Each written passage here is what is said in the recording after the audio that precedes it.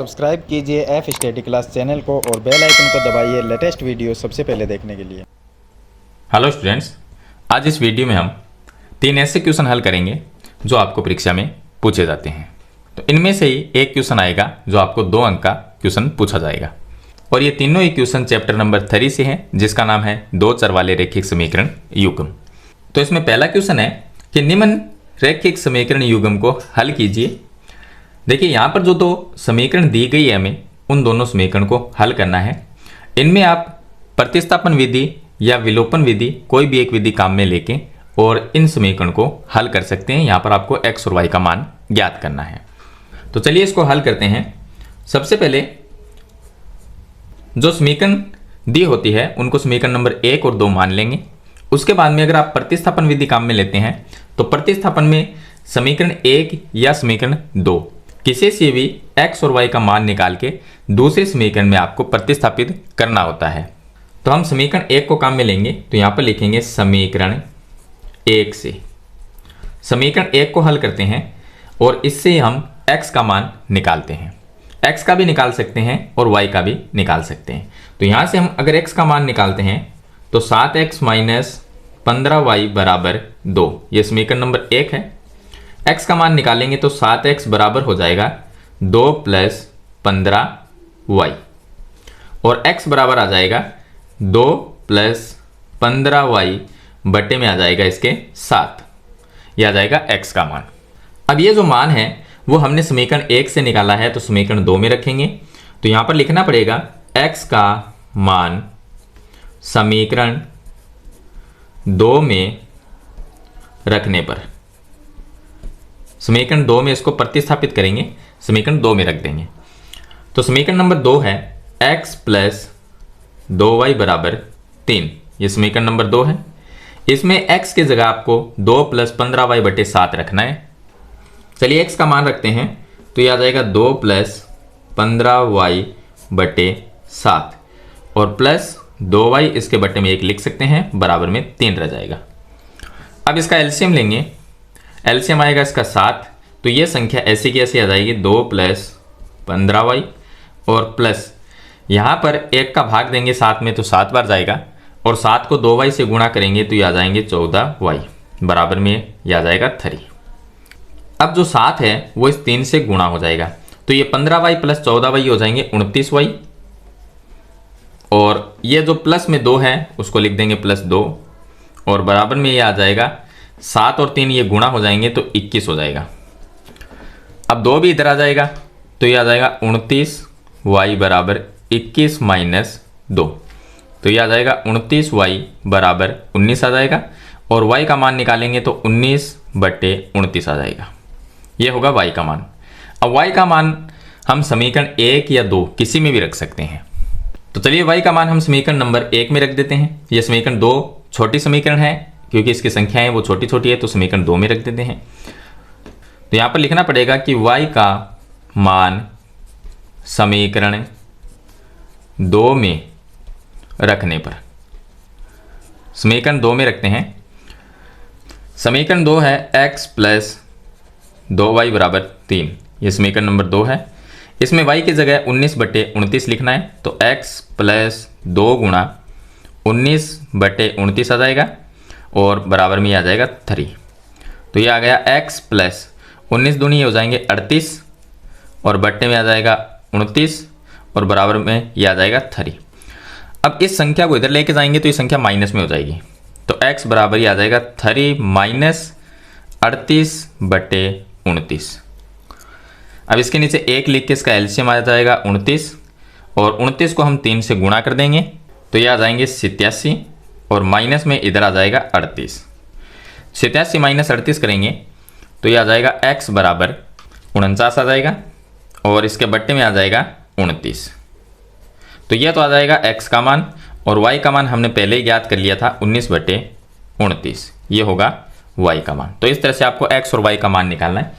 इसमें मैंने आपको जो प्रतिस्थापन विधि है वो विधि मैंने आपको बताई है, तो यहाँ पर हम लिख देंगे प्रतिस्थापन विधि से जो प्रतिस्थापन विधि है उससे हमने हल किया है। आप इसको विलोपन विधि से भी हल कर सकते हैं। मान जो x का और y का जो मान आएगा वो इतना ही आएगा। तो आप इसमें लिखा है कि समीकरण युग्म को हल कीजिए, ऐसा नहीं लिखा कि प्रतिस्थापन विधि या विलोपन विधि से हल कीजिए। तो कोई भी एक विधि आप काम में लेके इसको हल कर सकते हैं। अगर आपको इसी प्रश्न को विलोपन विधि से हल करना हो तो आप क्या करेंगे, तो चलिए उसका भी तरीका हम इसी में देख लेते हैं। यहाँ पर जो दो समीकरण दी गई है, पहले तो आपको यह ध्यान रखना है विलोपन विधि में हमें करना क्या होता है। विलोपन विधि में जो दो समीकरण आपको मिलती है, उन दोनों समीकरण में या तो x का पद बराबर करना होता है या y का जो पद है वो बराबर करना होता है। देखिए यहाँ पर है 7x, तो यहाँ पर भी हमें 7x ही चाहिए। अगर यहाँ पर 15y है और यहाँ पर 2y है तो इन दोनों को कोई भी संख्या से गुणा करके बराबर कर सकते हैं। ऐसा ही यहाँ पर भी कर सकते हैं, लेकिन जिस भी संख्या से गुणा करेंगे वो उस संख्या से हम पूरी समीकरण को गुणा करेंगे, अकेले पद को गुणा नहीं करना। जैसे कि यहाँ पर 7x है और इस x को हमें 7x बनाना है, तो यहाँ पर हम क्या करेंगे, इस पूरी समीकरण को 7 से गुणा कर देंगे, तो यहाँ पर हमें 7x मिल जाएगा। अब देखिए यहाँ पर जो समीकरण नंबर 1 है वो उसमें 7x है और दूसरी समीकरण में हमें x का पद बराबर करना है, तो पूरी को 7 से गुणा करेंगे। तो यहाँ पर लिखना पड़ेगा कि 7x माइनस 15y बराबर 2, ये समीकरण नंबर 1 है। और समीकरण नंबर 2 है x प्लस 2y बराबर 3, ये समीकरण नंबर 2 है। अब इसमें हमें लिखना पड़ेगा कि समीकरण 2 को 7 से गुणा करने पर, तो हम यहाँ पर लिखेंगे समीकरण 2 को 7 से गुणा करने पर। तो 7 से अगर गुणा करते हैं तो ये हो जाएगा 7x प्लस इसको 7 से गुणा करेंगे ये हो जाएगा 14y और बराबर इसको 7 से गुणा करेंगे तो ये आ जाएगा 21। ये एक नई समीकरण बन गई, तो इसको नाम देंगे समीकरण नंबर 3। और समीकरण 2 से हमने समीकरण 3 बनाई है, लेकिन जो समीकरण 1 है वो इसके नीचे लिख लेंगे। तो ये आ गया 7x माइनस में 15y और बराबर में 2, ये समीकरण नंबर 1 है। अब इसमें देखिए हमने x का जो पद है वो बराबर कर लिया। यहाँ पर दोनों ही प्लस के पद हैं, 7x ये भी प्लस में है और ये भी प्लस में है, तो नीचे वाले को हम माइनस करेंगे। माइनस करने के लिए इसको, ये प्लस है तो इसको माइनस कर देंगे, ये माइनस है तो इसको प्लस कर देंगे, और ये प्लस में है तो इसको माइनस कर देंगे। अब देखिए ये प्लस माइनस ये तो कट जाएंगे, यहाँ पर प्लस में 14y और प्लस में 15y हो गया, तो ये आ जाएगा प्लस में 29y बराबर 21 माइनस 2 करेंगे तो 19 आ जाएगा, और y का मान आ जाएगा 19/29, ये आ जाएगा। अब जो y का मान है वो हम किसी भी एक समीकरण में रख सकते हैं और x का मान निकाल सकते हैं। जैसे हमने यहाँ पर निकाला था वो प्रोसेस सेम ही रहेगा आगे का। तो ये जो y का मान है वो आप समीकरण नंबर 1 या 2 किसी में भी रख सकते हैं, तो x का मान आ जाएगा और आएगा कितना 49/29, ये मान आएगा इसका। चलिए इसके बाद में क्वेश्चन नंबर 2 हल करते हैं। प्रश्न नंबर 2 है कि समीकरण दी गई है हमें कि ये समीकरण है और इसमें y का मान जो है -2b है, तो x का मान बताइए कितना होगा। तो y की जगह हम -2b रख देंगे। तो जो समीकरण है पहले उसको लिखेंगे, समीकरण दी गई समीकरण है 2x/a प्लस y/b और बराबर में 2। y की जगह हमें -2b रखना है, तो y बराबर -2b रखने पर ये मान हम इस समीकरण में रख देंगे। तो 2x/a ये तो ऐसा कैसा आ जाएगा 2x/a प्लस y की जगह रखना है माइनस में 2b, इसको ब्रैकेट में रख देंगे और बट्टे में इसके b आ जाएगा और बराबर में आ जाएगा 2। अब ये प्लस और माइनस गुणा के माइनस बन जाएगा, तो ये आ गया 2x/a माइनस 2b/b और बराबर में 2।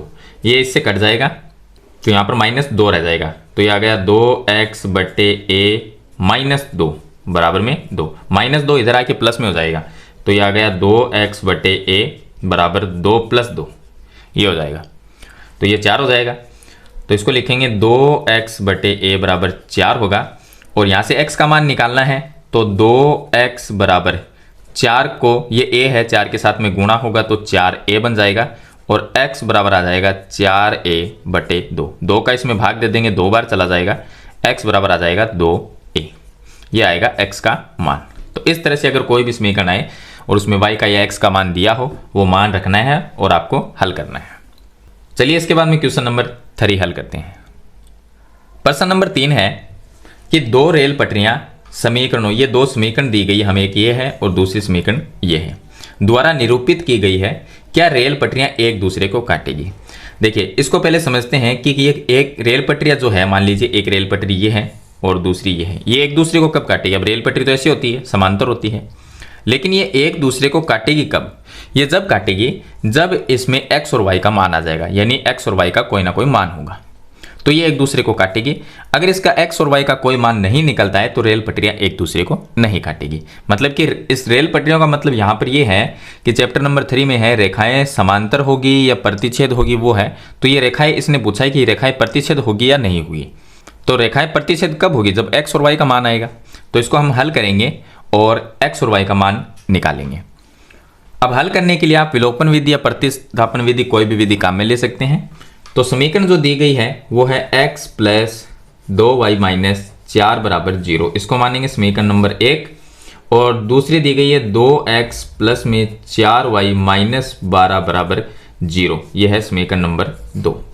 समीकरण 1 को हल करते हैं तो यहां पर लिख लेंगे समीकरण 1 से, समीकरण 1 को हल करेंगे और x का मान निकालते हैं। तो समीकरण 1 है x प्लस में 2y माइनस 4 बराबर 0, ये समीकरण नंबर 1 है। यहाँ से x का मान निकालेंगे तो 2y और माइनस 4 इधर आ जाएंगे तो x बराबर रह जाएगा। देखिए माइनस 4 इधर आएगा तो प्लस में हो जाएगा और 2y को इधर लेके आएंगे माइनस में 2y हो जाएंगे, ये आ गया x का मान।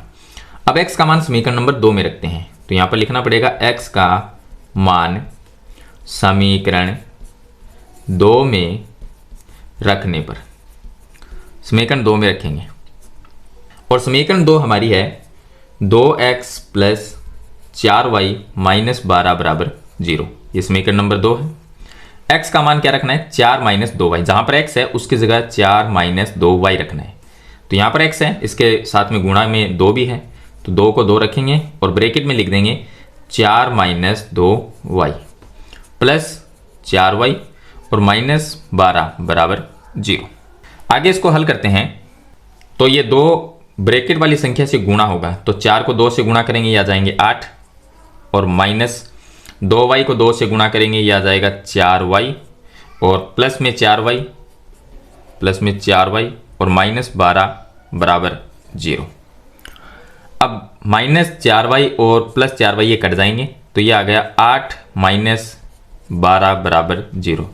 अब देखिए यहाँ से हम ना ही x का मान निकाल सकते हैं और ना ही कोई y का मान निकाल सकते हैं, क्योंकि यहाँ पर x और y का कोई मान आएगा नहीं, हमारे पास में सिर्फ संख्याएं बची हैं। तो x और y का मान कोई आएगा नहीं, तो ये हो गया एक असत्य कथन। तो यहाँ पर लिख देंगे यह एक असत्य कथन है, ये एक असत्य कथन है क्योंकि इससे ना x का मान निकाल सकते हैं और ना ही y का मान निकाल सकते हैं। तो हम लास्ट में ये लिख देंगे कि दोनों रेल पटरियां एक दूसरे को नहीं काटेगी, ये इसका उत्तर होगा। अब यहाँ पर देखिए समझने वाली बात ये है कि ये 2 समीकरण है, इसमें x और y का मान क्यों नहीं आया।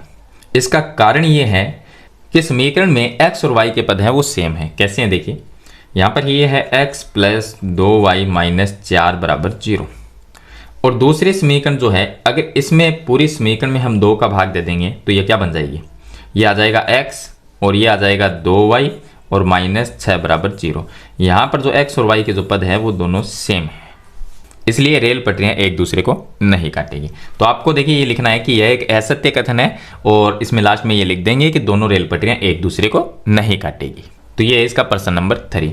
तो मैंने चैप्टर नंबर जो 3 है उसके 3 इंपॉर्टेंट क्वेश्चन मैंने आपको बता दिए हैं और इसी प्रकार के क्वेश्चन आपको परीक्षा में पूछे जाते हैं। देखिए आप में क्वेश्चन आ सकता है कि कोई भी समीकरण दी हुई हो उसमें विलोपन विधि से हल करना भी हो सकता है और प्रतिस्थापन विधि से हल कीजिए, ऐसा भी हो सकता है।